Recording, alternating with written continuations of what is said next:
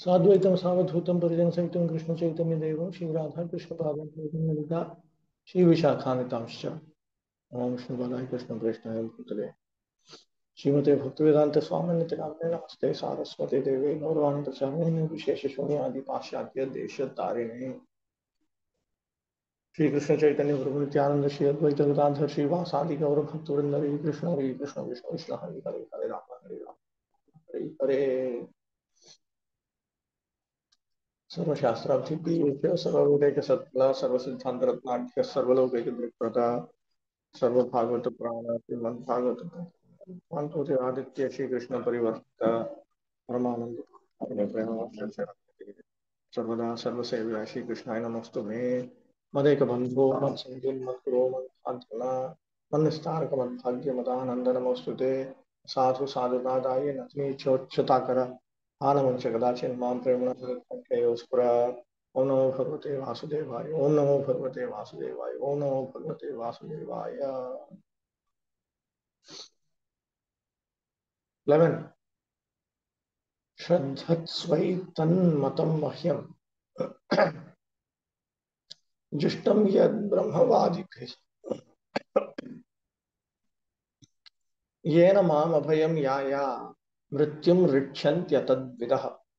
My dear mother, those who are actually transcendentalists certainly follow my instructions as I have given them to you. You may rest assured that if you traverse this path of self-realization perfectly, surely you shall be freed from fearful material contamination and shall ultimately reach me. Mother, persons who are not conversant with this method of devotion service certainly cannot get out of the cycle of birth and death. Mahyam, Mahyam, Mahyam, Mama, my instructions. Yeah, yes, yeah, you shall reach. You shall be freed and you shall ultimately reach me. Material existence is full of anxiety and therefore it is fearful. One who gets out of this material existence automatically becomes free from all anxieties and fear. One who follows the path of devotion service enunciated by Lord Kapila is very easily liberated. Well, Maitreya Vacha, iti pradarshya bhagavan satim tam atmano gatim swamatra brahmavadinya kapila anumatah yayau. Sri Maitreya said, the Supreme Personality of Godhead Kapila, after instructing his beloved mother, took permission from her and left his home, his mission having been fulfilled.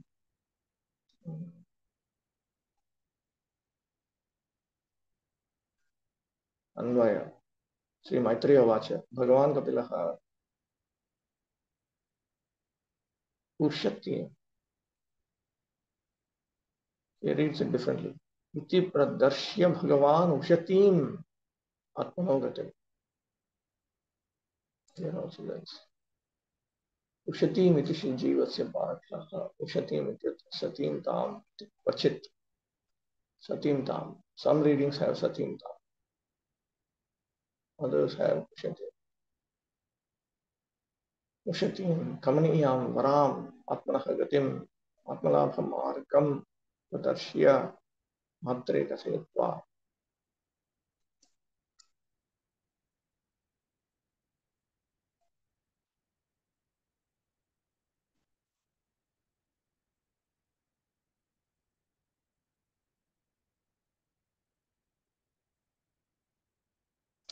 अनुमतो हेतु ब्रह्मवादिन्या स्वपुत्रम अपि इमं ब्रह्मैव ब्रवामि ब्रह्मैव ब्रवीमि जानामि च Sumatra ब्रह्मवादिन्या. He took permission from his mother, who was now a Brahmavadini, which means she was self-realized.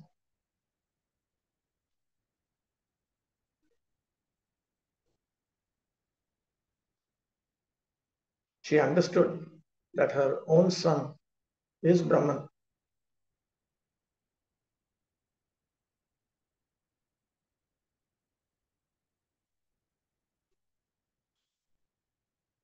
This is the reason why she gave permission to him to leave. I understand him to be Brahman. I refer to him as that.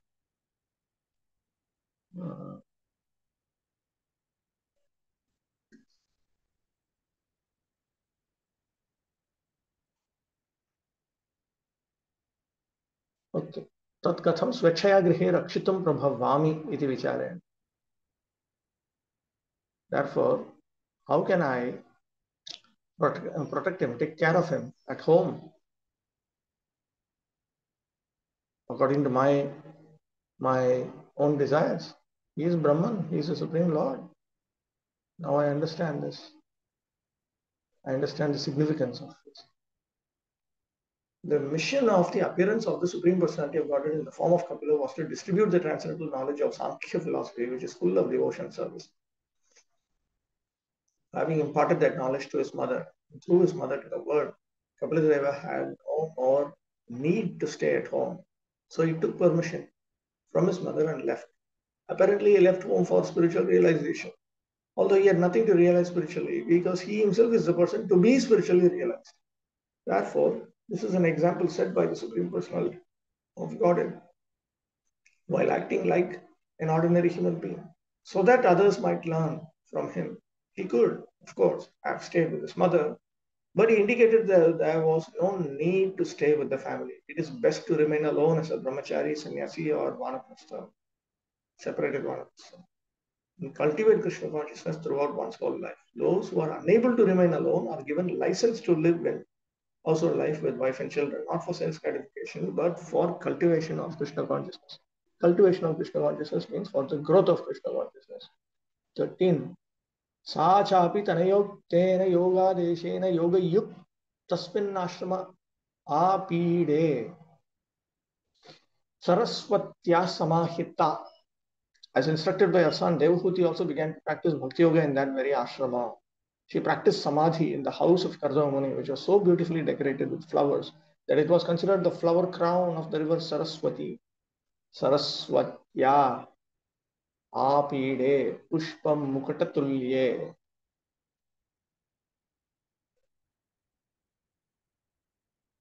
It was considered the flower crown of the river Saraswati. Devahuti did not leave her house because it is never recommended for a woman to leave her home. She is dependent. The very example of Devahuti was that when she was not married, she was under the care of her father, Swayambhu Manu. And then Swayambhu Manu gave her to Kardama Muni in charity. She was under the care of her husband in her youth. And then her son Kapila Muni was born.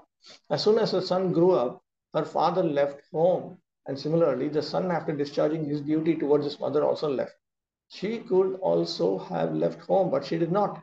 Rather, she remained at home and began to practice Bhakti Yoga as it was instructed by her great son Kapila Muni. And because of her practice of Bhakti Yoga, the entire home became just like a flower crown on the river Saraswati. 14. Abhikshnava Abhikshnavagahaga Kapishan. Abhikshnava Abhikshnavagaha Kapishan. Jatilan. Kutilalakan. Atmanam chogra tapasa vivrati chirinam krisham. Abhikshna avagaha kapishan. Jatilan. Kutila alakan. Atmanam cha ugra tapasa vivrati chirinam krisham. She began to bathe 3 times daily, and thus her curling black hair gradually became grey due to austerity. Her body gradually became thin and she wore old garments. Avishnam, Trisavanam, Avagaha Snanam, Kutila Alakan Jattilan. Her hair became matted. Atmanam Deham Cha Chiradharinam. And she was wearing old garments. It is a practice of the yogi, brahmachari, vanaprastha, and sannyasi to bathe at least 3 times daily, early in the morning, during noontime, and in the evening. These principles are strictly followed even by some grihasthas, especially brahmanas, who are elevated in spiritual consciousness. Devahuti was a king's daughter, almost a king's wife also. Although Kardamuni was not a king by his yogic mystic power, he accommodated Devahuti very comfortably in a nice palace with maidservants and all opulence. But since she had learned austerity even in the presence of her husband, there was no difficulty for her to be austere. Before Kadamuni exhibited his opulence, she was austere. So that turned out to be a good investment. Still, because her body underwent severe austerity after the departure of her husband and son, she became thin. To be too fat is not very good for advanced spiritual life. Rather, one should reduce, because if one becomes fat, it is an impediment to progress in spiritual understanding. One should be careful not to eat too much, sleep too much, or remain in a comfortable position. Voluntarily accepting some penances and difficulties, one should take less food and less sleep. These are the procedures for practicing any kind of yoga, whether Bhakti Yoga, Jnana Yoga, or Hatha Yoga. Oh, Hmm. somewhere Prabhupada is mentioning for brahmacharis at least twice taking bhakti is necessary. Here it is mentioning twice. This is, yes, those who are more serious in practice, they take bath. And it is recommended to do? It is recommended. Why? It is recommended. See, in the yoga process, they do these things. For bhakti yoga?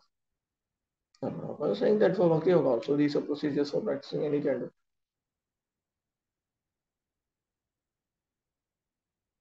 And here, when Kapil Dev is leaving home, but son's duty is to take care of her mother. Son's duty is to take care of the mother. But he is leaving home, but he is not setting a good example here. No. She has enough people to take care of her. There are many others who are there to take care of her. So it's a special arrangement. Because she has, if she is alone, then that's a different issue. She's not alone. There are people to take care of her. So she just practice Bhakti Yoga. That's all. It is a proper.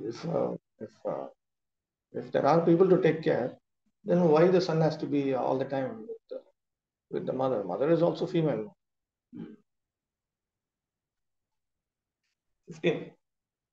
प्रजापतेः कर्तमस्य तपोयोगविजृम्भितं स्वगार्हस्थ्यम् अनौपम्यं प्रार्थ्यं वैमानिकैरपि.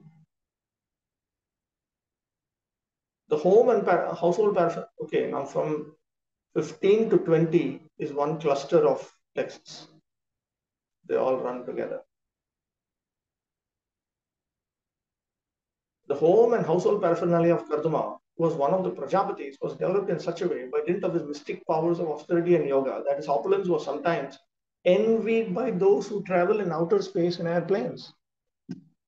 Prajapater ityadinam vadanam kinchid anirvachyam shoka vyakulam chakara iti shashthena anvayaha.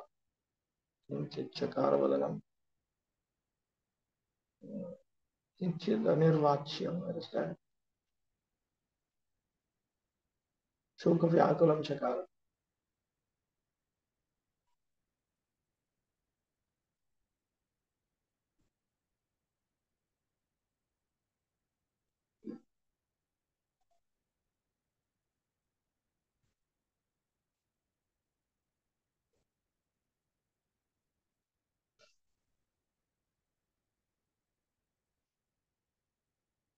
This whole thing is a cluster with the sixth verse from here. So then one will understand why they're all put together.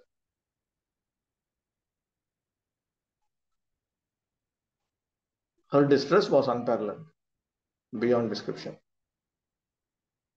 The statement in this verse that Kardamuni's household affairs were envied even by persons who travel in outer space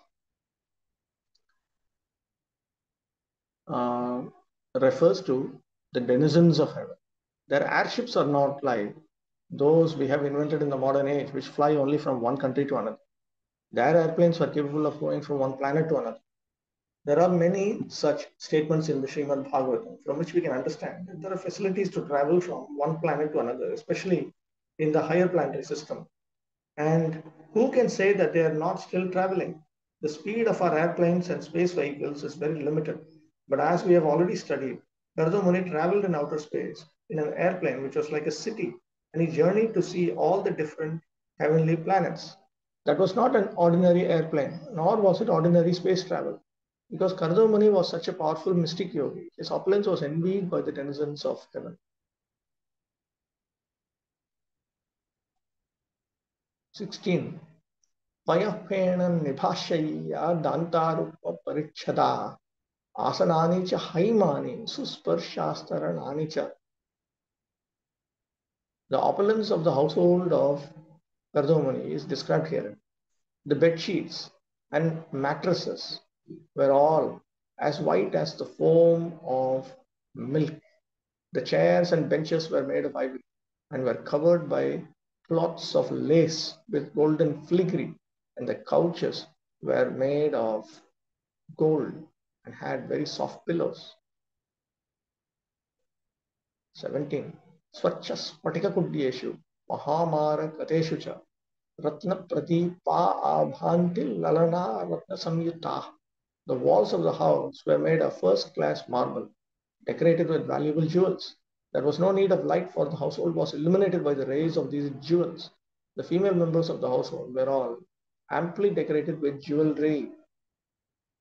It is understood from the statement that the opulences of household life are exhibited in valuable jewels, ivory, first class marble, and furniture made of gold and jewels. The clothes are also mentioned as being decorated with golden filigree. Everything actually had some value. It was not like the furniture of the present day, which is cast in valueless plastic or base metal. The way of Vedic civilization is that what was used in household effects had to be valuable. In case of need, such items of value could be exchanged immediately. Thus, once broken and unwanted furniture and paraphernalia would never be without value. This system is still followed by Indians in household affairs. They keep metal utensils and golden ornaments or silver plates and valuable silk garments with gold embroidery. And in case of need, they can have some money in exchange immediately. There are exchanges for the moneylenders and the householders. 18. Grihodhyanam kusimitai ramyam bahvamaradramai pujad vihangamithunam gayan mattam madhu vratam. The compound of the main household was surrounded by beautiful gardens with sweet, fragrant flowers and many trees which produced fresh fruit and were tall and beautiful. The attraction of such gardens was that singing birds would sit on the trees, and their chanting voices, as well as the humming sound of the bees, made the whole atmosphere as pleasing as possible. 19. Yatra pravishtam atmanam vibhudanuchara jagu Vapyam utpalagandhinyam kardamenopalalitam.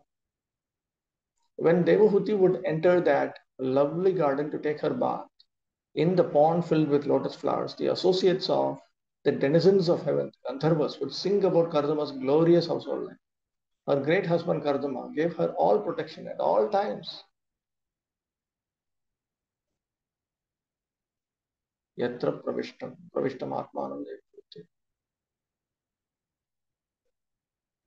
The ideal husband and wife relationship is very nicely described in the statement. Kardamani gave Devahuti all sorts of comforts in his duty as a husband, but he was not at all attached to his wife. As soon as his son Kapiladeva was grown up, Kardama at once left all family connection.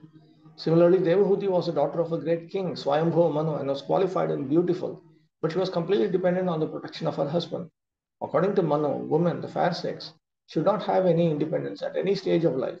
In childhood, a woman must be under the protection of the parents. In youth, she must be under the protection of the husband. And in old age, she must be under the protection of the grown children. Devahuti demonstrated all these statements of the Manu Samhita in her life. As a child, she was dependent on her father. Later, she was dependent on her husband, in spite of her opulence. And she was later on dependent on her son, Kapila Deva. 20. Hitva tad ipsitatamam Hitva tad ipsitatamam apya khandala yoshitam Kinchit chakara vadanam putra vishleshanatura. Although her position was unique from all points of view, saintly Devahuti, in spite of all her possessions, which were envied even by the ladies of the heavenly planets, gave up all such comforts She was only sorry that her great son was separated from her. She wore a sorry look on her face. She could not express in words how sorry she was. Devahuti was not at all sorry at giving up her material comforts, but she was very much aggrieved at the separation of her son.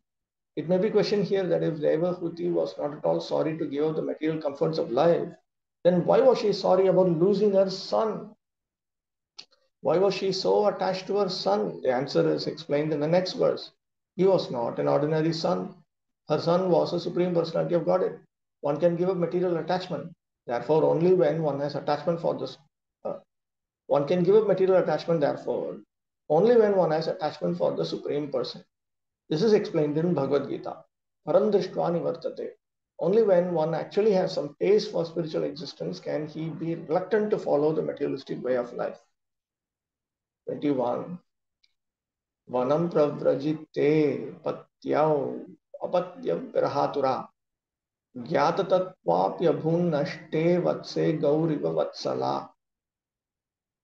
Devahuti's husband had already left home and accepted the renounced order of life.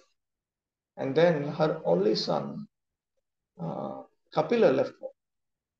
Although she knew all the truths of life and death, and although her heart was cleansed of all dirt, she was very aggrieved at the loss of her son, just as a cow is affected when a calf dies.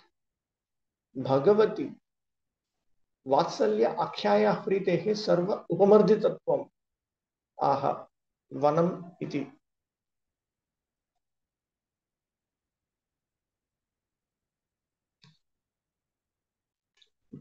The love that she had for the Supreme Personality of Godhead, known as Vatsalya Priti or parental affection, that made her forget everything else. That is pointed out in this verse. Vanam iti.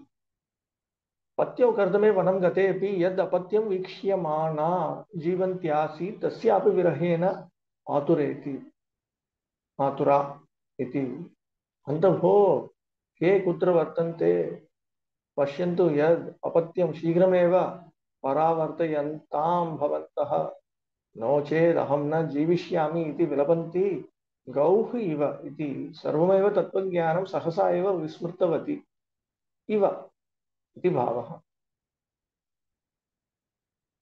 Even though her husband had gone to the forest,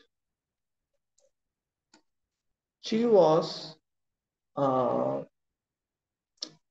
looking at her son while she was alive. Simply by, in other words, she was dependent on her son. But when her son had gone away, then she became overcome by viraha, by feelings of separation from him. And she was lamenting, "Oh, whoever is here, please see my son. Please bring my son back. Otherwise, I will not be able to survive."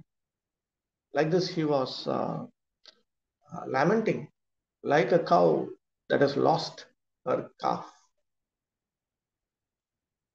The implication is,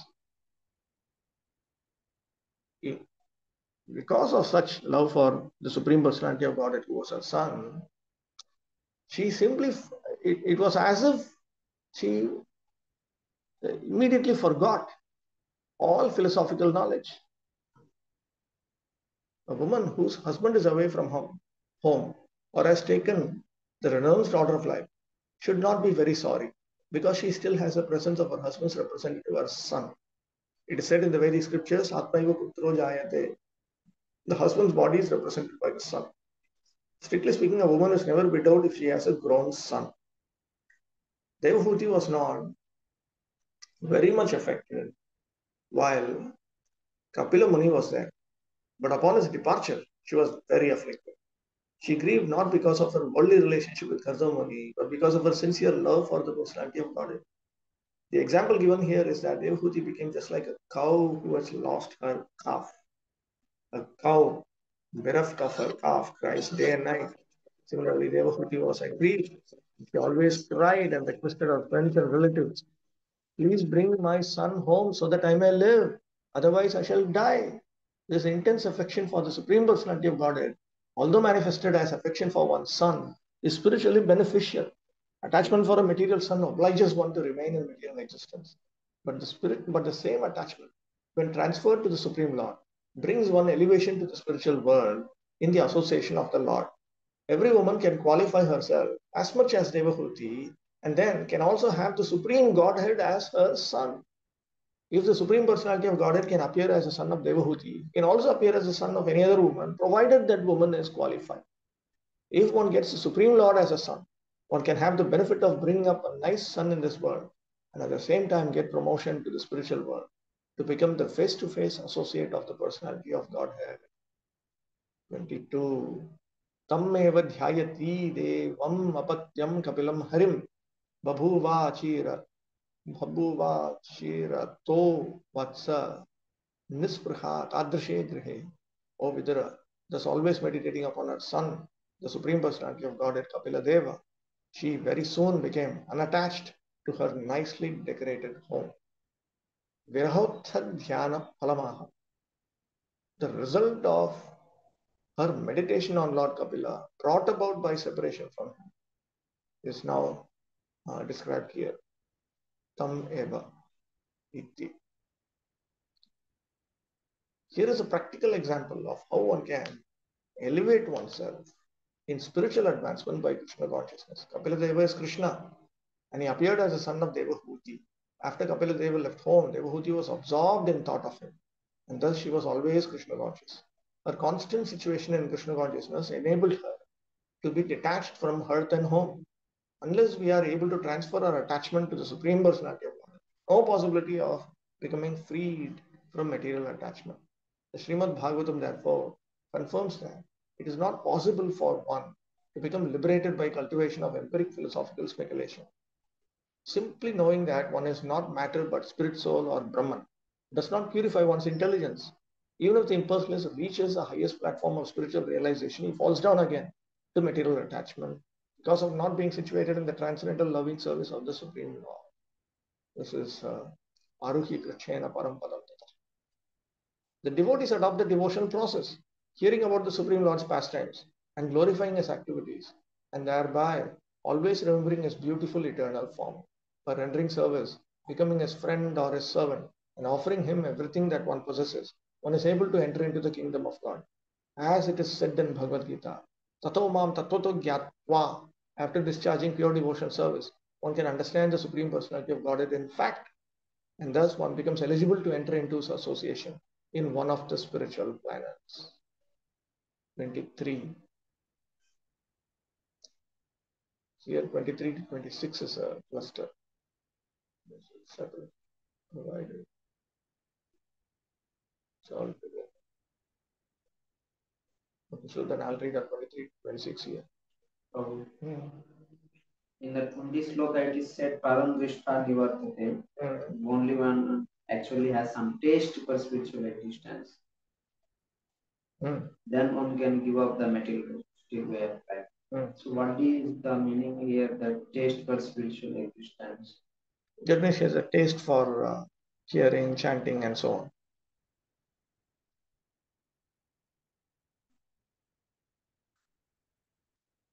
Twenty-three. Dhyayati Bhagavad Rupam Yadaha Dhyana Gocharam Sutah Prasannavanam Samastam Vyasta Chintaya.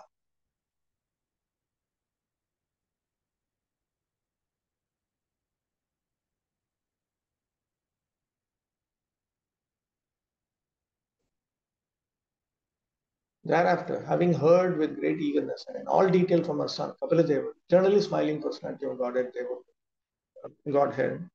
Devahuti began to meditate constantly upon the Vishnu form of the Supreme Lord. 24 to 25. Bhakti-vaibhava yogena vairagyena baliyasa yukta anusthana jatena jnanena brahma hetuna Vishuddhena tadatmanam atmana vishvato mukham swanubhutya tirobhuta maya guna visheshanam. She did so with serious engagement in devotional service. Because she was strong in renunciation, she accepted only the necessities of the body. She became situated in knowledge due to realization of the absolute truth.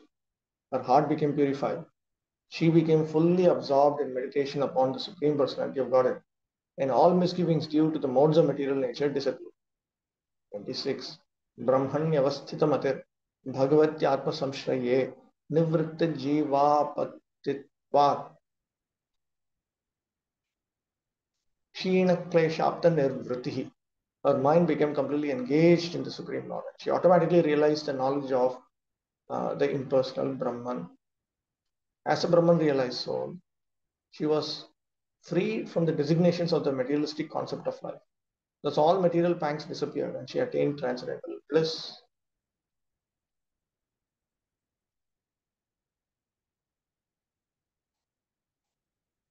So, this is actually up to 25. No, up to 26. The second half of 26 comes here as 27, along with the okay. So this cluster, does it appear as a cluster here? Let me just quickly check. Here also it is from Dhyayati to Atma Samshraya.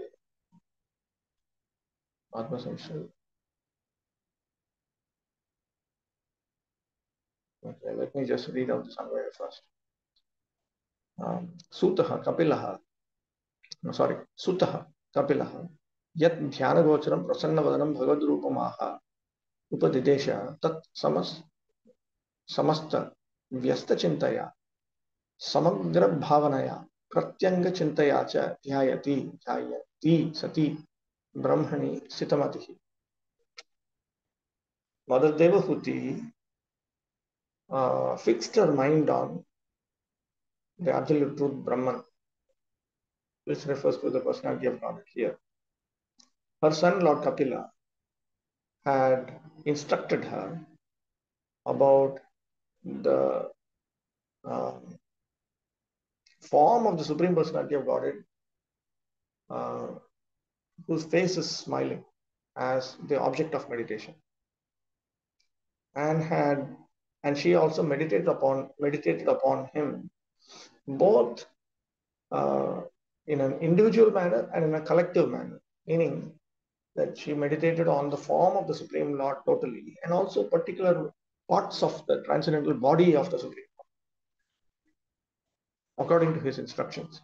Tada Bhakti Pravaha Yogena, Bhakti Pravaha Nairantaryam Tad Rupena Yogena Baliyasa Apratihatena Vairagyena Yukta Anusthana Jatena Yuktahara Viharadina Jatena Brahma Hetuna Brahmatva Prapakena Jnanena Vishuddhena Atmana Manasa Swa Anubhutya Swarupa Prakashena Tirobhuta Maya Guna Visheshanam Tirobhutam Maya Guna Kritam Dehendriyanta Karanarupam Visheshanam Yasmattam Vishwatomukham Sarvagatam Atmanam Cha Dhyayanti. She was also engaged in that meditation with the help of the uninterrupted flow of Bhakti Yoga, with strong or unbroken detachment and renunciation, which was born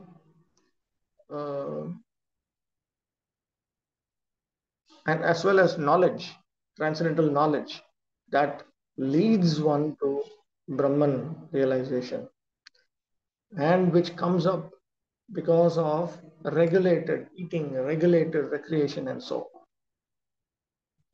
So when, with the help of all of this, when her mind was purified,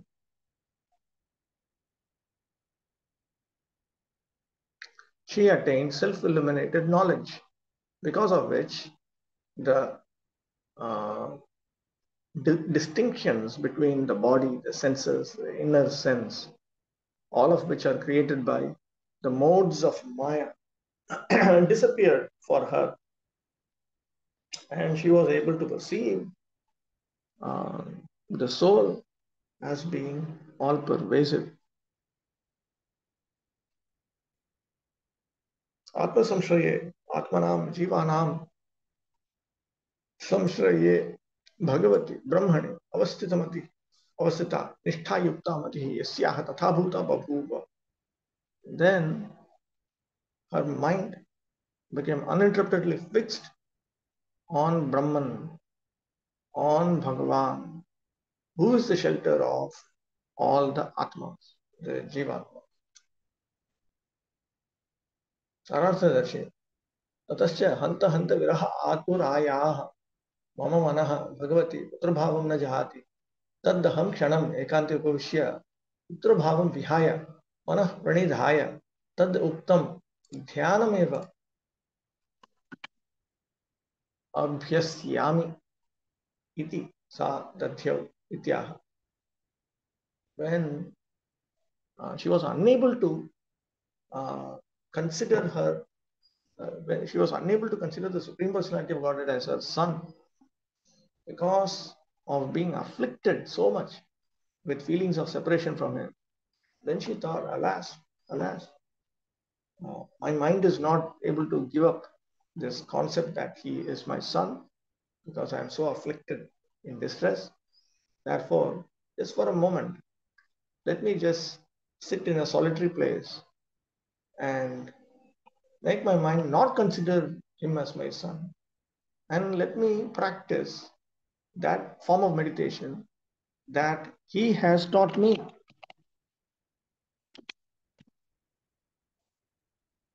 With this in mind, she fixed her mind on what she was instructed.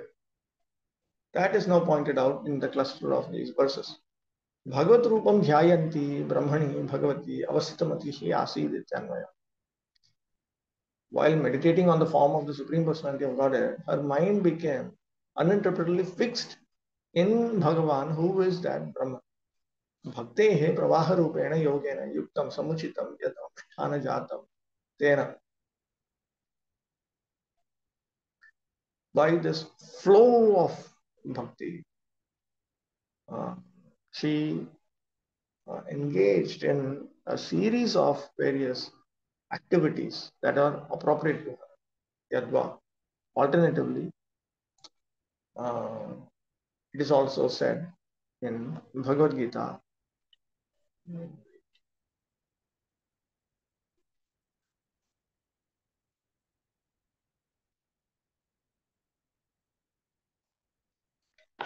युक्ताहार विहारस्य युक्तचेष्टस्य कर्मसु युक्तस्वप्नावबोधस्य योगो भवति दुःखः इति. When one's aha vihara becomes, it's only accepted to whatever extent is appropriate. When one only endeavors to engage in his material duties to whatever extent is appropriate, when one's sleep and waking state is only what is appropriate, then the practice of yoga dissipates all distress. This is Bhagavad Gita 6.17. Yuktanushthanam tasmat jatena vairagyena tatha jnanena brahma hetuna brahma anubhavasya hetuna shuddha bhakti uttena ityartha.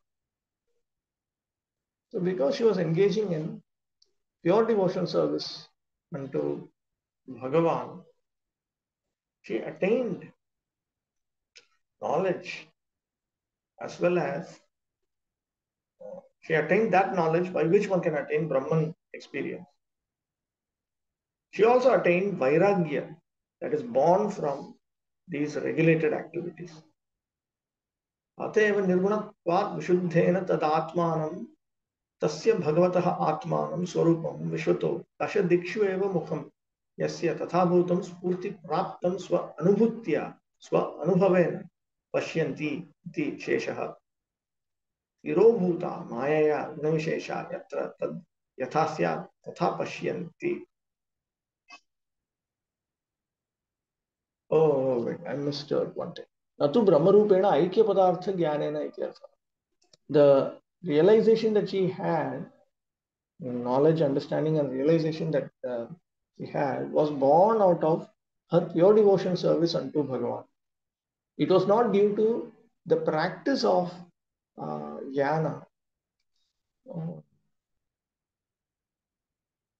that is focused on the impersonal Brahman feature, while considering that one is uh, qualitatively one with the absolute truth. It is not through that kind of impersonalistic meditation. It was born out of Shuddha Bhakti. The same Vairagya, same Jnana, but it was born out of Shuddha Bhagavad Bhakti. And because it was beyond the modes of material nature, it was completely pure, and therefore she, through her own experience of herself, she was able to also realize the nature of Bhagavan. Atmanam here refers to the form of Bhagavan. All over. She realized that the Supreme Lord is all pervading. That means she saw his face in all the 10 directions. This was by the force of her own direct perception. And at that time, she also did not see the specific distinctions between the products of the modes of Maya. That had disappeared in her perception. Brahmani, Bhagavati, Atmanam, Jivanam Samshraye, Atmanam, Jivanam Samshraye, Paramatmani, iti Ramena, Jnaninam, Bhaktanam, Yoginam, cha prapye vastuni paripurne angini, swarupe avastha matir ya sa. So then her mind became fixed in the complete, perfect, absolute truth. Who is the object of worship of the Jnanis, the Bhaktas, and the Yogis? So she realized Brahman, Bhagavan, and Paramatma, who is the shelter of all the Atmas, plural. Tena bhakti pravaha yogena ityanena pravaha pada vyanjita madguna shruti matrena iti uttalakshana bhava bhakti tasya abhudeva.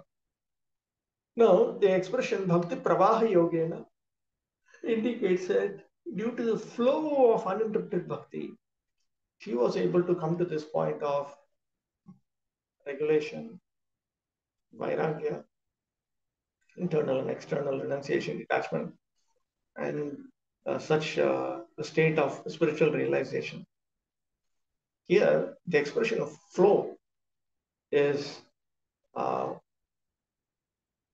it indicates that she was carrying out the instruction of Lord Kapila to engage in Nirguna Bhakti. Nirguna Bhakti has been defined as soon as one hears about my qualities, then Bhakti flows like the Ganges towards the ocean. So this is Bhava Bhakti. She had come to this point. तथा ज्ञानिनाम तृतीय भूमिका विना भुक्तम यत् त्वं पदार्थ तत् पदार्थे और ज्ञानम तद भक्तिमते उपासक उपास्ययोः भक्त भगवतोः ज्ञानम उपयुज्यते एव. Now, regarding the realization of the Jnanis, they have 3 stages of realization. First of all, one has to realize that one is not the body. This is realization of oneself. Then one has to realize the nature of the absolute truth. Then one has to contemplate on the oneness of these two. So this kind of meditation is part and parcel of the impersonalistic system of meditation of spiritual reality. So the third stage is meditation on oneself as being identical with the Supreme. Except for the third stage, the first 2 stages of meditation, meditating on the soul as being spiritual, meditating on the Supreme Lord as being spiritual, these 2 forms of meditation, considering oneself to be the worshipper of that Supreme Lord, and that Supreme Lord to be the object of worship of oneself. Considering oneself to be the bhakta of that Bhagavan, that is appropriate for the process of bhakti also. Yaduttam jnana vairagyayor bhakti praveshaya upayogita iti. And that has been stated by Srila Rupa Goswami in Bhakti Rasamrita Sindhu, that the processes of jnana and vairagya, there are certain elements of the processes of jnana and vairagya that are appropriate for entering into the pathway of bhakti. तथा एव अष्टांगयोगिनां यत् सप्तमं ध्यानं तत् नवांगभक्तेः तृतीयम् अंगं परम उपयुक्तमेव. Similarly, in the process of Ashtanga Yoga, the seventh stage is dhyana, and that is the same as the third stage in Navanga Bhakti, and it is most beneficial in the pathway of Bhakti. Iti devahutya jnaninam tat jnanam yoginam jnanam cha saranga iva sarabhum iti nyayena grihitva swa anushtheyayam bhakta antarbhavitam. So, like a saragrahi, she accepted these elements that are acceptable for bhakti from the processes of jnana and yoga, and she accepted them as her duties. She brought them within these acceptable elements. She brought them within the purview of her practice of her engagement in bhakti. Atevoktam jnanena brahmahetuna iti yadaha jnanagocharam sutta iti cha. Therefore, the expression is used jnanena brahmahetuna and dhyanagocharam sutta iti. Both of them indicate that elements from the jnana system and the dhyana system that are compatible with bhakti were accepted by her. The previous verse states that Devahuti was already conversant with the Absolute. It may be questioned why she was meditating. The explanation is that when one theoretically discusses the Absolute Truth, he becomes situated in the impersonal concept of the Absolute Truth. Similarly, when one seriously discusses the subject matter of the form, qualities, pastimes, and entourage of the Supreme Personality of Godhead, he becomes situated in meditation on Him. If one has complete knowledge of the Supreme Lord, then knowledge of the impersonal Brahman is automatically realized. The absolute truth is realized by the knower according to three different angles of vision, namely personal Brahman, localized super soul, and ultimately the Supreme Personality of Godhead. Therefore, if one is situated in knowledge of the Supreme Person, this implies that one is already situated in the concept of the super soul and impersonal Brahman. In Bhagavad Gita, it is said, Brahmabhuta Sannatma. This means that unless one is freed from the material entanglement and situated in Brahman, there is no question of entering into the understanding of devotional service or engaging in Krishna consciousness. One who is engaged in devotional service to Krishna is understood to be already realized in the Brahman concept of life, because transcendental knowledge of the Supreme Personality of Godhead includes knowledge of Brahman. This is confirmed in Bhagavad Gita. Brahmano hi pratisthaham. The concept of the personality of Godhead does not depend on Brahman. The Vishnu Purana also confirms that one who has taken shelter of the all-auspicious Supreme Lord is already situated in the understanding of Brahman. In other words, one who is a Vaishnava is already a Brahman. Another significant point of this verse is that one has to observe the prescribed rules and regulations. As confirmed in Bhagavad Gita, Yuktahara Viharasya, when one engages in devotional service in Krishna consciousness, he still has to eat, sleep, defend, and mate, because these are necessities of the body. But he performs such activities in a regulated way. He has to eat Krishna Prasad. He has to sleep according to regulated principles. Oh.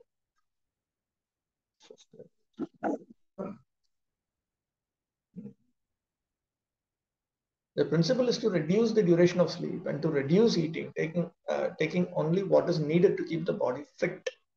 In short, the goal is spiritual advancement, not sense gratification. Similarly, sex life must be reduced. Sex life is meant only for begetting Krishna conscious children. Otherwise, there is no necessity for sex life. Nothing is prohibited, but everything is made yukta, regulated, with the higher purpose always in mind. By following all these rules and regulations of living, one becomes purified, and all misconceptions due to ignorance become nil. It is specifically mentioned here that the causes of material entanglement are completely vanquished. The Sanskrit statement anartha nivritti indicates that this body is unwanted. We are spirit soul. We are spirit souls. It should have been spirit souls. And there was never any need of this material body. But because we wanted to enjoy the material body, we have this body through the material energy under the direction of the Supreme Personality of Godhead. As soon as we are re-established in our original position of servitorship to the Supreme Lord, we begin to forget the necessities of the body. And at last we forget the body. If you take we are spirit soul in the singular, then it is understood in a collective sense. Then it's fine. Sometimes in a dream, we get a particular type of body with which to work in the dream. I may dream that I'm flying in the sky or that I have gone into the forest or some unknown place. But as soon as I'm awake, I forget all these bodies. Similarly, when one is Krishna conscious, fully devoted, he forgets all his changes of body. We're always changing bodies, beginning at birth from the womb of our mother. But when we are awakened to Krishna consciousness, we forget all these bodies. The bodily necessities become secondary. For the primary necessity is the engagement of the soul in real spiritual life. The activities of devotion service in full Krishna consciousness are the cause of our being situated in transcendence. The words Bhagavatya Atma Samshraye denote the personality of Godhead as the supreme soul or the soul of everyone. In Bhagavad Gita, Krishna says, Bijam Mam Sarvabhutana, the seed of all living entities. That means all the living entities are fully dependent on him. It is because of him that they develop in various ways, materially and even spiritually. By taking shelter of the Supreme Being, by the process of devotional service, one becomes fully situated in the concept of the personality of God. As described by Kapila, one who is fully Krishna conscious, situated in the personality of God, is immediately saturated with love of God. As soon as he hears about the transcendental qualities of the Lord, Devahuti was fully instructed by her son Kapila Deva on how to concentrate her mind on the Vishnu form in full detail. Following the instructions of her son in the matter of devotional service, she contemplated the form of the Lord within herself with great devotional love.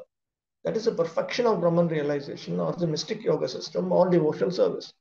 At the ultimate issue, when one is fully absorbed in thought of the Supreme Lord and meditates on Him constantly, that is the highest perfection. Bhagavad Gita confirms that one who is always absorbed in such a way is to be considered the topmost yogi.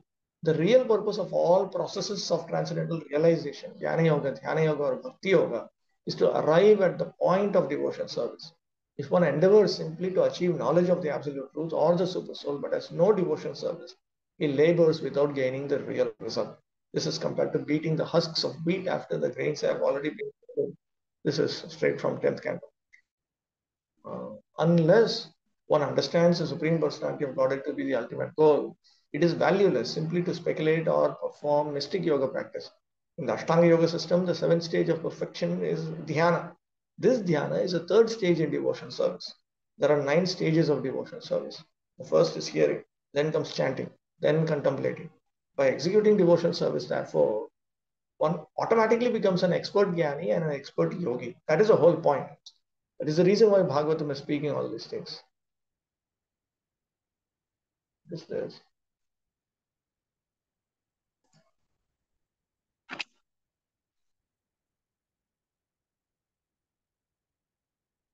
In other words, Jnana and Yoga are different preliminary stages of devotional service. Devahuti was expert in accepting the real substance. She contemplated the form of Vishnu in detail as advised by her smiling son, Kapila Deva. Actually, Lord Kapila Deva had instructed her to meditate on the form of Vishnu who is smiling. But because she was always aware that the Supreme Lord is himself Kapila Deva, therefore she could not forget her own son with a smiling face. At the same time, she was thinking of Kapila Deva, who is the Supreme Personality of Godhead, and therefore she completely perfected her austerities, penances, and transcendental realization. 27. So here we can see that a woman also is having a opportunity to realize the God. But why then Kunti Maharani says that it is very difficult as in normally it is quite difficult. Normally it is difficult. How many people can sit and meditate like this with no one to take care, no one to love, and you just have to engage in devotional service to God? She was submissive to Lord Kapila. That's what she was able to. How many of them have the Supreme Lord as their son? She's an exceptional lady. No, then from by this lesson, what they will learn? They will learn that they should engage in devotion service under the guidance of a Vaishnava father first, and then a Vaishnava husband, and then a Vaishnava son. Then they will be capable of doing all this. And that means their liberation also in their own hands. Of course, everybody's liberation is in his or her own hands.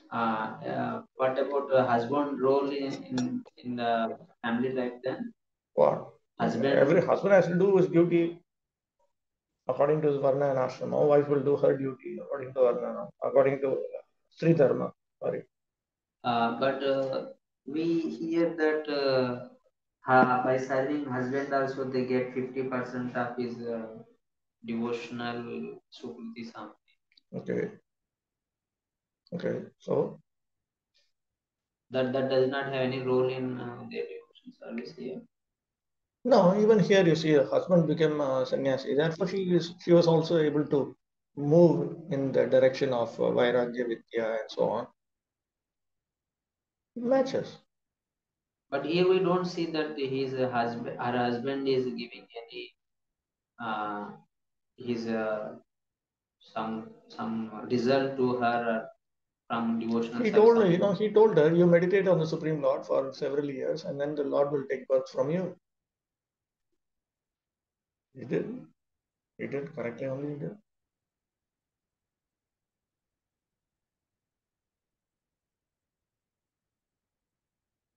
And here it is said when one does hearing and chanting, then contemplating happens. So, can you explain little? No, when one progresses in hearing and chanting, then one will become inclined to meditating on the Lord's name, form, qualities, pastimes, and so on. It's a natural development. So that happens after Anardanya Vritti. Then meditation. Not necessarily. It may come around that time also, when the mind becomes steady enough. It all happens naturally. So it seems it takes a very long time to steady the mind. That is up to each person. It may take several lifetimes, or it may take a few days. A few days? It's up to the person. No? It's up to how much he endeavors in pure devotion service to Krishna. You have to understand, first of all, everything correctly, and then execute correctly. That's all. So you were saying yesterday that when we chant the holy name, we have to meditate on the holy name, meditate on the meaning of. Or one can just simply hear with a submissive attitude, which is the equivalent of meditating on the meaning of holy name. Yes, that is what required. Simply. That is the simplest version. That is the simplest version. Then after that we can meditate on the meaning also. But that we can do whole day. Who's stopping you? While you're doing so many other activities, you're always thinking of Krishna, you're thinking of Krishna consciousness and so on. The meaning of the holy name is that engage me in our service. That's all, right? Shikshashtakam is the meaning of the Hare Krishna Mahamantra. The whole Shikshashtakam? The whole Shikshashtakam, from the beginning to the end. That is the meaning. Okay. Another question. Prabhu, it's a follow-up question. Like Somapati Prabhu was asking that everyone has to work out his own liberation. So when the statements like this comes, that I don't know how far this is correct, but 50% of husband's credits, spiritual or pious credits, are transferred to wife. So That doesn't mean that she doesn't have to do anything. She also has to work out. Every Like Jivatma has to work out his or her own destiny. In any species of life. this statement gives the impression that like without working out 50% she is getting. Not without working. She has to carry out her common duties and duties of a woman, Stri Dharma. Nothing comes free now.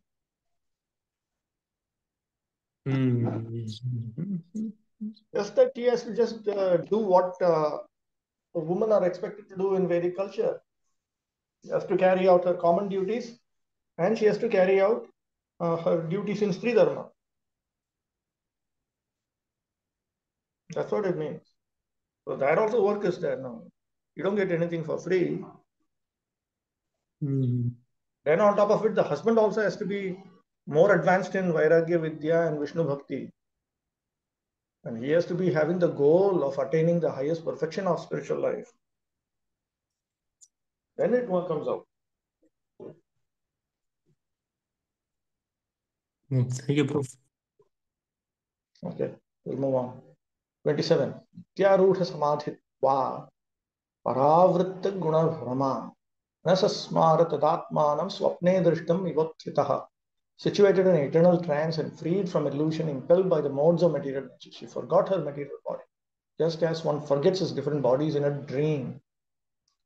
ततश्च जरयत्याशयाकोशम् इत्युक्तलक्षणं भक्तेर आनुषंगिकं च फलं तस्याम् उद्भूतम् इत्याह.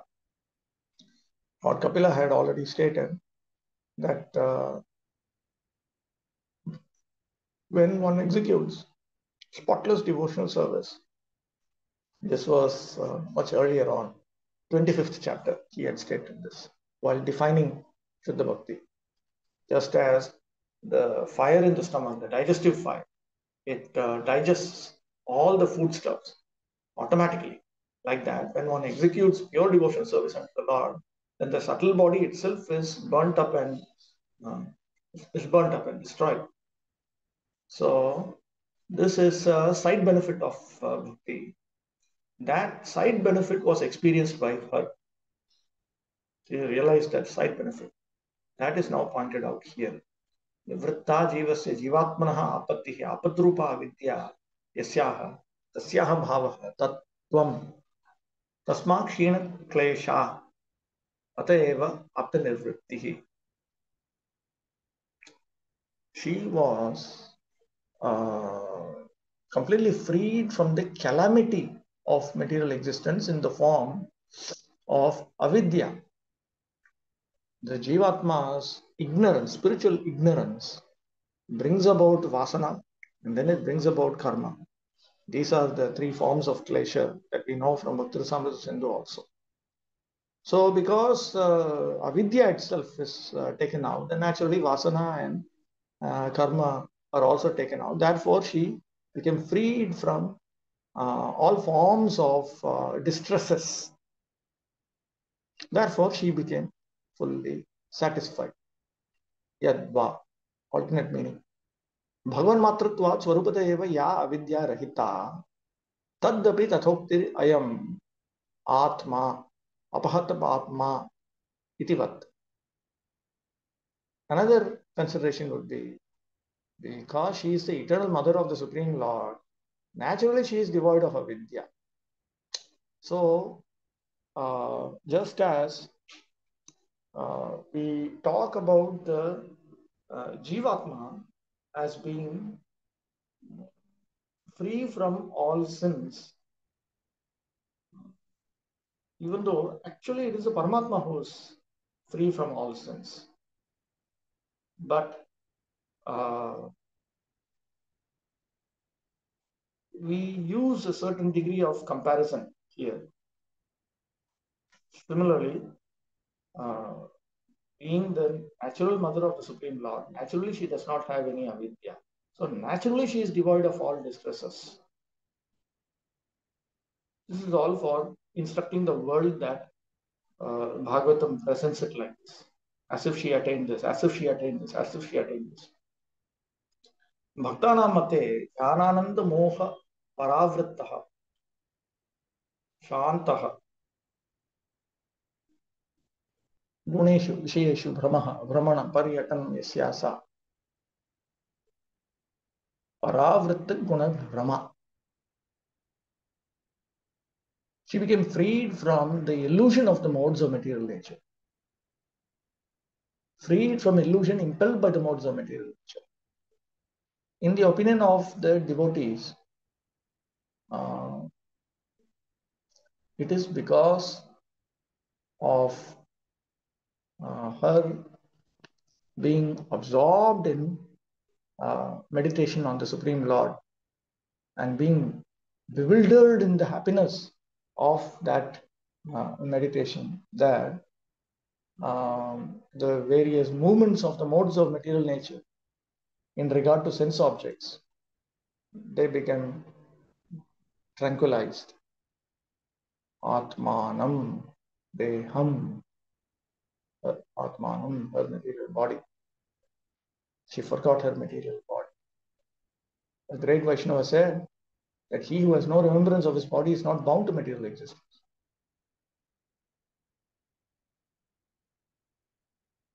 Deha smriti nahi jaat, karma bandha kahan taar. As long as we are conscious of our bodily existence, it is to be understood that we are living conditionally under the three modes of material nature. When one forgets his bodily existence, his conditional material life is over. This forgetfulness is actually possible when we engage our senses in the transcendental loving service of the Lord. In the conditional state, one engages his senses as a member of a family or as a member of a society or country. But when one forgets all such membership in material circumstances and realizes that he is an eternal servant of the Supreme Lord, that is actual forgetfulness of material existence.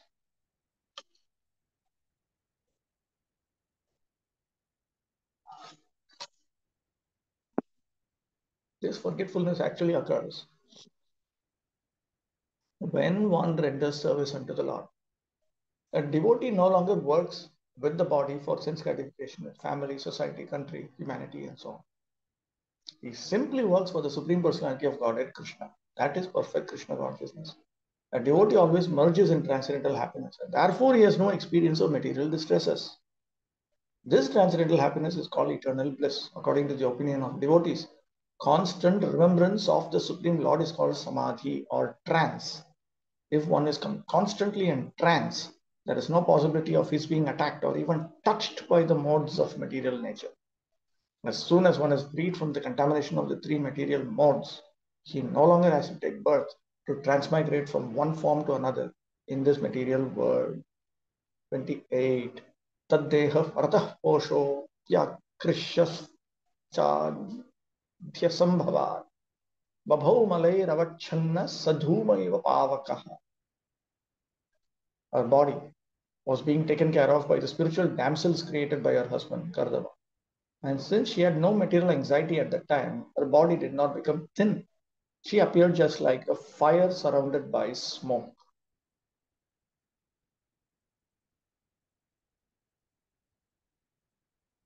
Tadanin tanin tatavasthama. Her situation at that time is now being described. Tasyaha dehaha paratah parabhihi eva kardamasrishti vidyadhribhihi poshanam yasya saha. Her body was being maintained by the Vidyadharis created by Kardama. Adhihi manasi vyatha tad asambhava. Bhagavad Avesha Ananda. She had no mental anxiety also. Her body was not thin also. It's all because she was absorbed in the bliss in relationship to the Supreme Personality of Godhead. Krishascha nirvrittir atistula karaniti vaidyakoktehe. What is that?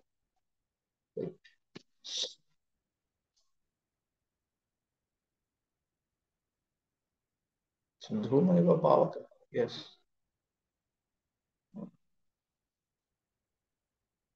Oh, okay. It's a reference to some Ayurvedic scripture. Because she was always in trance and transcendental bliss, the thought of the personality of Godhead was always carefully fixed in her mind.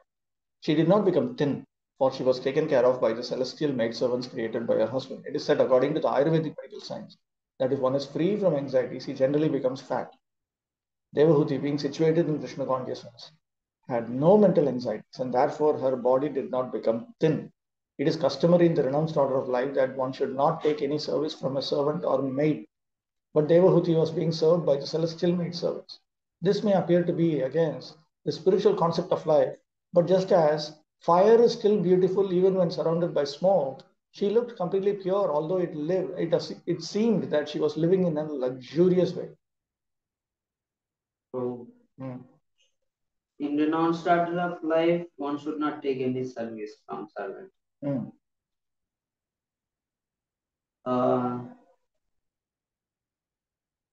If servants service does not take, then how they will progress?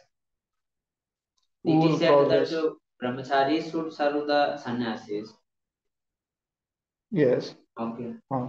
If renounced order means sannyasi people, if they don't take service from brahmacharis, then how brahmacharis will progress? They will train the brahmacharis to carry out the duties of brahmacharya.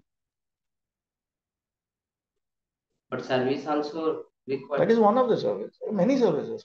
There are many duties of a brahmachari. To serve the sannyasi is one duty. There are so many other things to do. He has to study shastra, he has to teach shastra, he has to preach. So many things he has to go beg for alms. So many things he has to do. And for the case of grahasthas also, it is meant to serve the renounced order people or grahasthas. There are particular ways how they should serve. They should donate 50%. And feeding and they can, they should also cook. That's good for the grahasthas. And now the thing comes that renounced order people, they don't take service. Yes. Then? Because they should not become attached to all these services. It may be beneficial for the brahmacharis, grahasthas, but it may not be beneficial for the sannyasis. So therefore, both sides have to be taken into consideration. If they're not supposed to become dependent on them now. If they become dependent, then they cannot progress. So therefore, there is a proper check and balance. No, why they should not become dependent on them? They should become dependent. No. Sannyasi should never become dependent on brahmacharis, grahasthas, and so on. Not sannyasis, the grahasthas. No, that is different. The inferior should become dependent on the superior. The superior should not become dependent on the inferior. The wife should be dependent on the husband. Husband should not become dependent on wife. Otherwise, you cannot progress in Vairagya, Vidya, Vishnu Bhakti. Okay. So in this case, that is my doubt, that when renounced order people are not accepting the service, they will only accept as much as needed. If it's not needed, they will not. You see Chaitanya Mahaprabhu, how he was. You see, he only accepted one servant. When he was traveling, except only one servant. So many of them wanted to come. He said no, one servant. And Vaishnava Seva? What is Vaishnava Seva? Prasadam. What prasadam? He was taking prasadam for every household in sannyasi also. Yeah. To benefit the householders, they do that. But he was not depending on that. You see how he trained Raghunath Das. Initially, he was getting food. Then afterward, Raghunath Das went for begging, and Lord Chaitanya said, "Yes, this is how sannyasis are." Chaitanya Mahaprabhu also was not, when he was traveling, you can see that his servant would sometimes cook. So, not that when you go to a village, immediately you start looking who can cook the best meal for me. Just live your own life. If the householders are not interested in serving sannyasis, that's their problem. It's not the sannyasis' problem. That's how they think. And progressive sannyasis will think like that. And if householders are forcing to take the service, but we reject them. Who the sannyasi rejects? Yeah, renounced people. Renounced people, not brahmacharis. Don't mix up these things. Brahmacharis are not sannyasis. Brahmachari does not come Brahmachari under is not non-servant. they are not meant to be served by grihasthas and all. Brahmachari is meant to serve. In fact, brahmacharis are intentionally placed below grihasthas. Why? Why? Anyway, the fellow will get married, no? By default, they'll get married. Okay. One who doesn't want to marry means he will accept additional renunciation, additional heal. Then he'll start thinking like a sannyasi. He'll start accepting more. He'll start avoiding unnecessary things. He'll internally he'll become like a sannyasi. So he will not be dependent on these householders and so on.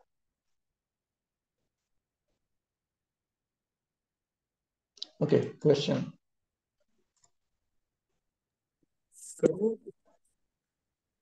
Prabhu, here Devati mother it is said about her that she is not becoming thin. But few verses before it came that she became thin due to engage in austerities. Yes. So at that time she was like that, and now she was not like that. And the reason for this? It's pointed out now. Already it's explained. Is because she was not even bothered about her body. She was completely absorbed in the trance of transcendental bliss. No, this is reason for this, Prabhu. Like previously, she became thin because of austerities. She was engaging in austerities. Now she And now attained the perfection. She attained the perfection of life, so she was not even bothered whether her body was thin or not. And it just happened that at this time, because her body was maintained by these vidyadharis, her body was not thin, and she had no mental anxiety also. It's circumstantial. That's all. She was not even aware of her body. No. Dehasmriti nahija. This is that. Okay, bro. 29. Swangam tapo yogamayam muktakesham gatambaram daivaguptam na bhuthe vasudeva pravishtuddhi. Because she was always absorbed in the thought of the Supreme Personality of God, and she was not aware that sometimes her hair was loosened or her garments were disarrayed. Daivaguptam bhagavata rakshitam. Her body was protected by the Supreme Lord. This is also, everything here is actually an indication of particular things that are taught by Lord Kapila regarding a person who progresses in spiritual realization. There also he had mentioned that the one who progresses, he will not even be aware. He's like a drunken man who's not even aware whether he has clothes on or not. You can see all of that is here. In this verse, the word Daivaguptam, protected by the Supreme Personality of God, it is very significant. Once one surrenders unto the service of the Supreme Lord, the Lord takes charge of the maintenance of the devotee's body, and there is no need of anxiety for its protection. It is said in the second chapter, second canto of Srimad Bhagavatam that a fully surrendered soul has no anxiety about the maintenance of his body. The Supreme Lord takes care of the maintenance of innumerable species of bodies. Therefore, one who fully engages in his service will not go unprotected by the Supreme Lord. Devahuti was naturally unmindful of the protection of her body, which was being taken care of by the Supreme Person. 30. But this is when one fully surrenders in that condition. Yeah, correct only. But when one tries to surrender, that time he has this thinking that how my maintenance will go. And therefore, there is dharma. Therefore, there are duties. Brahmachari has particular duties to do. Grihasthas have particular duties to do. Brahmana Varna has particular duties to do, and so on. So, if one is not spiritually realized, you should just follow ordinary dharma. If by reading this sentence, if one wants to surrender, okay, Lord will take care of me, so now I will give up everything. Will it be okay? Yeah, it's fine. Great. But how Lord will take care? That you don't have to worry about. Why you need to worry about that? It's all Gyanavan Mam Prapadyate. One has to first of all know. He should know. He should study. He should study Prabhupada's books number of times. Read Bhagavatam 10 times, including purports. Just get it very, very clear. Remove all existing doubts, all potential doubts. Everything is. It's all after sufficient maturity only you engage in certain activities.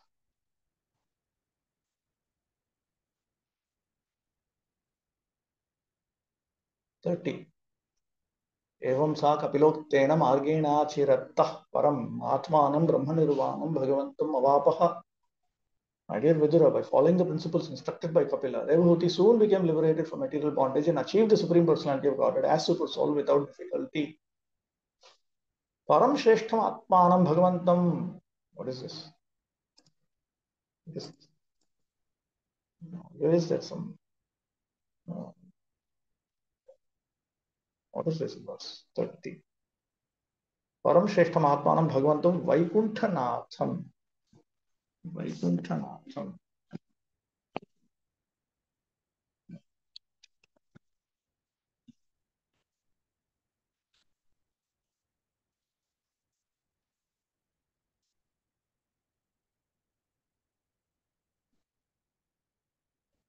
Param. She, Achirataha, very soon, she attained the Supreme Param, that Supreme, the Supreme Atmanam, Bhagavan. She attained the Super Soul, Bhagavan. She attained Vaikuntanath, Lord of Vaikuntha. Nanu, Sa, Kim Nirvanam, Na Prapa. So she did not attain Nirvana after engaging so much in all these yoga processes. Tatraha tasyaha bhavanev brahma nirvana itya. Brahmeti. She attained Brahma Nirvana. The supreme attainment of the Supreme Lord is itself attainment of Brahman, and it is cessation of materialistic existence. Yadva adhokshaja alambham iha ityadav tad Brahma Nirvana sukham vidur buddha iti saptamoktehe Brahma Nirvana padavachyam tam kapilam eva swaputram kapila vai.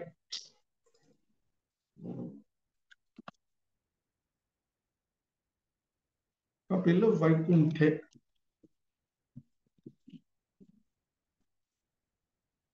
Prapa. Another meaning is, okay, either one understands this Brahman Nirvana as because Brahman himself is Bhagavan himself is Brahman. Then attainment of Bhagavad Prapti is attainment of Brahman and attainment of Nirvana. Another way to explain it is from 7th canto. From the 7th canto, we understand this is also.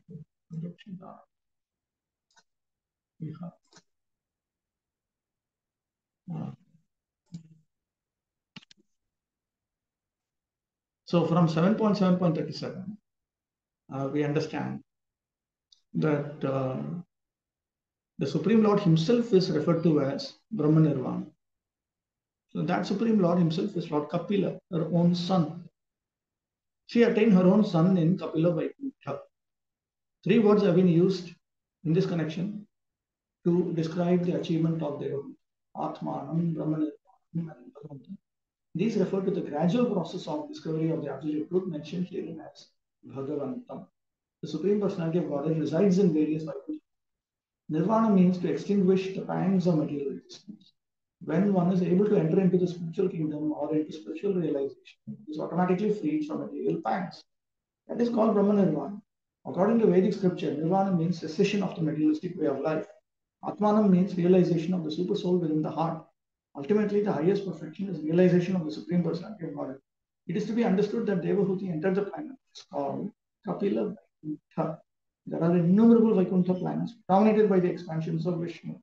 All the Vaikuntha planets are known by a particular name of Vishnu, as we understand them from Bhagavad Advaitam Achyutam Anadam Anantarupam Anantarupam. Ananta means innumerable.